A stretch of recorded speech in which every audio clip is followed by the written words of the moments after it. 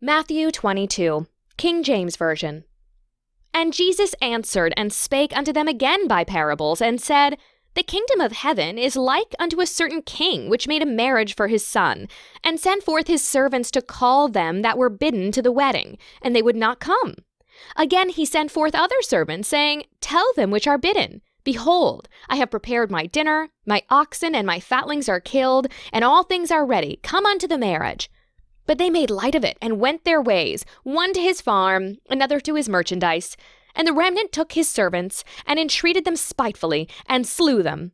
But when the king heard thereof, he was wroth. And he sent forth his armies, and destroyed those murderers, and burned up their city. Then saith he to his servants, The wedding is ready, but they which were bidden were not worthy. Go ye therefore into the highways, and as many as ye shall find bid to the marriage. So those servants went out into the highways, and gathered together all as many as they found, both bad and good, and the wedding was furnished with guests. And when the king came in to see the guests, he saw there a man which had not on a wedding garment.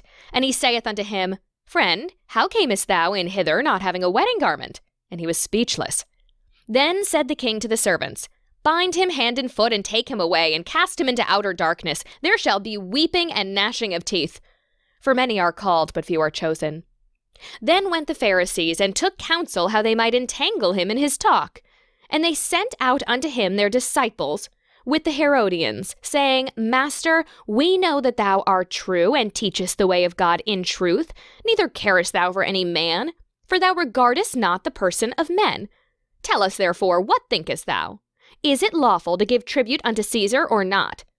But Jesus perceived their wickedness, and said, Why tempt ye me, ye hypocrites?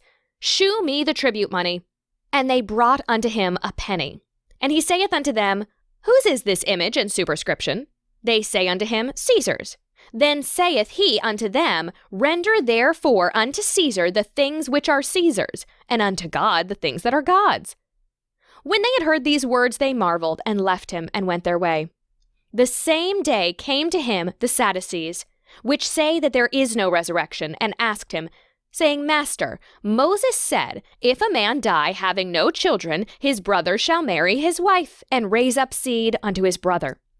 Now there were with us 7 brethren, and the first, when he had married a wife, deceased, and having no issue, left his wife unto his brother. Likewise the second also, and the third, unto the 7th.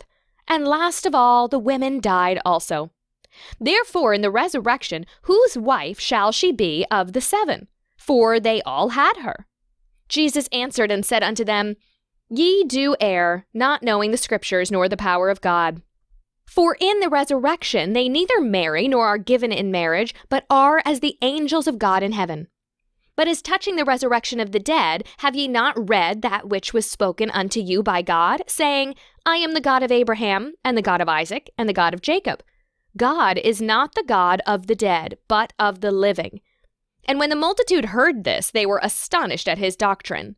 But when the Pharisees had heard that he had put the Sadducees to silence, they were gathered together. Then one of them, which was a lawyer, asked him a question, tempting him, and saying, Master, which is the great commandment in the law? Jesus said unto him, Thou shalt love the Lord thy God with all thy heart, and with all thy soul, and with all thy mind. This is the first and great commandment. And on the second is like unto it, Thou shalt love thy neighbor as thyself. On these 2 commandments hang all the law and the prophets.